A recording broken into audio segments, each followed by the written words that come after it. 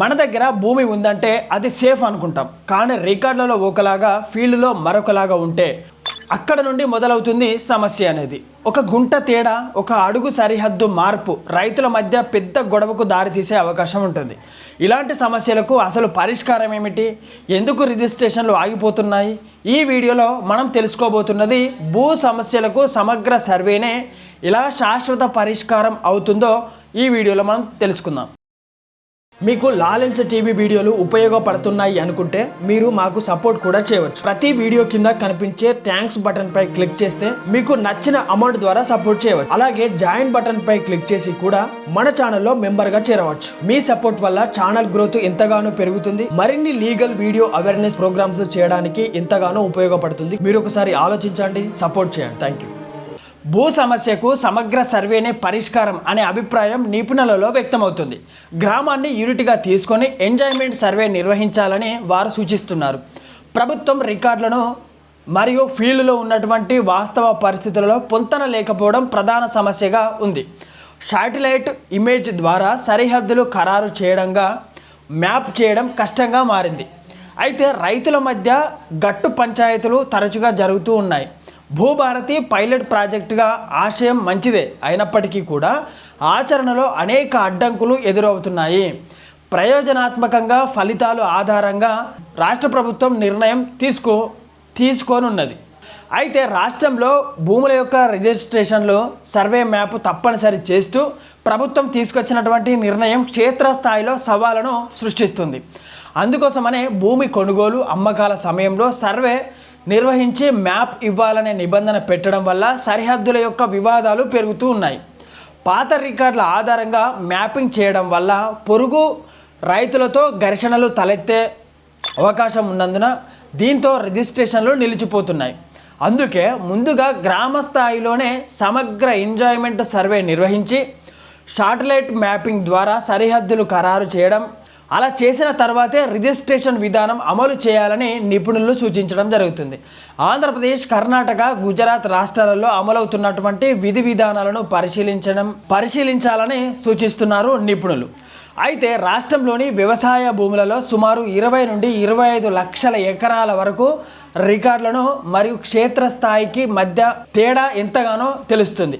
పట్టా భూములలో తక్కువగా ఉన్నప్పటికీ అసైన్ మరియు సీలింగ్ భూములలో ఈ వ్యత్యాసం ఎక్కువగా ఉంది. చిన్న స్థాయిలో తేడా కూడా రైతుల యొక్క పెద్ద గొడవకు కారణమవుతున్నాయి. అందుకోసమని ఇంటిగ్రేటెడ్ భూభారతి పోర్టల్ను 5 మండలాల్లో పైలట్ ప్రాజెక్టుగా నిర్వహించడం జరిగింది. అది వచ్చేసి ఖమ్మం జిల్లాలోని కుసుమంచ, భద్రాద్రి కొత్తగూడెం జిల్లాలోని అశ్వరావుపేట, రంగారెడ్డి జిల్లాలోని ఆమడగల్, సంగారెడ్డి జిల్లాలోని వట్పల్లి, నారాయణపేట జిల్లాలోని కోస్గి ఈ మండలాలలో ప్రాజెక్టు ప్రారంభమైంది. ఈ పోర్టల్ ద్వారా సర్వే మరియు రిజిస్ట్రేషన్ ప్రక్రియను అనుసంధానం చేస్తున్నారు. అయితే సర్వే సమయంలో సరిహద్దులపై వివాదాలు రావడంతో కొన్ని చోట్ల రిజిస్ట్రేషన్లు నిలిచిపోతున్నాయి. ఈ సమస్యను ప్రభుత్వం పరిశీలిస్తూ రాష్ట్ర వ్యాప్తంగా అమలు చేయాలని ఆలోచిస్తుంది. రిజిస్ట్రేషన్ సమయంలో మాత్రమే సర్వే చేయడం వల్ల రైతులకు ఇబ్బందులు పెరుగుతున్నాయి. భూమి అమ్మే రైతుకు డబ్బు ఆలస్యం అవుతుంది, కొనుగోలు చేసే వ్యక్తికి స్పష్టత అనేది ఉండడం లేదు. పాత రికార్డులు మరియు ప్రస్తుత సాగులో తేడా ఉండడం వల్ల సమస్యలు వస్తున్నాయి. కాబట్టి ముందుగా రికార్డులను క్షేత్రస్థాయిలో వాస్తవాలతో సరిపోల్చాల్సిన అవసరం ఎంతగానో ఉంది. అందుకోసమని ప్రస్తుత పరిస్థితులలో సమగ్ర రీసర్వేను శాశ్వత పరిష్కారంగా నిపుణులు భావిస్తున్నారు. గ్రామం మొత్తాన్ని ఒకేసారి drone survey, satellite majority imaginary ద్వారా కొలవడం సరిహద్దుల యొక్క వివాదాలను గ్రామ స్థాయిలోనే పరిష్కరించవచ్చు. సర్వే జరుగుతుండగానే రికార్డులను సరిచేసే ప్రక్రియ కూడా చేపట్టాల్సి ఉంటుంది. ఈ యొక్క విధానం ఖరారు చేసిన తర్వాత సరిహద్దులు డిజిటల్ రికార్డులలో నమోదు చేస్తే భవిష్యత్తులో సమస్యలు తగ్గుతాయి. ఇది ప్రభుత్వ ఆదాయాన్ని పెంచడమే కాకుండా రైతులకు సులభమైన సౌభాగ్యంగా కల్పిస్తుంది. అయితే ఆంధ్రప్రదేశ్లోని వైఎస్ఆర్ జగనన్న శాశ్వత హక్కు భూరక్ష పథకం ద్వారా రాష్ట్ర వ్యాప్తంగా రీసర్వే పూర్తి చేయడం జరిగింది. మెజారిటీ గ్రామాలలో సర్వే పూర్తి చేసి రైతులకు క్యూఆర్ కోడ్తో పాటు భూరక్ష కార్డులను ఇవ్వడం కూడా జరిగింది. భూముల రీసర్వే విషయంలో వివిధ రాష్ట్రాలు వేరువేరు ఫలితాలను సాధించాయి.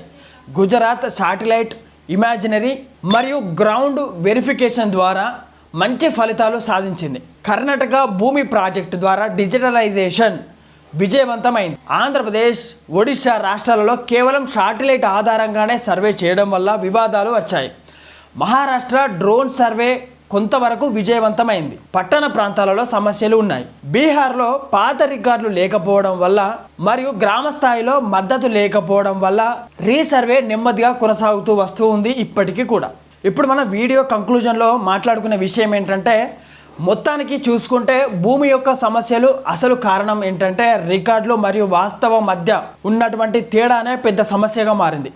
కేవలం రిజిస్ట్రేషన్ సమయంలో సర్వే చేయడం వల్ల సమస్యలు తగ్గడం లేదు, మరింతగా పెరుగుతున్నాయి.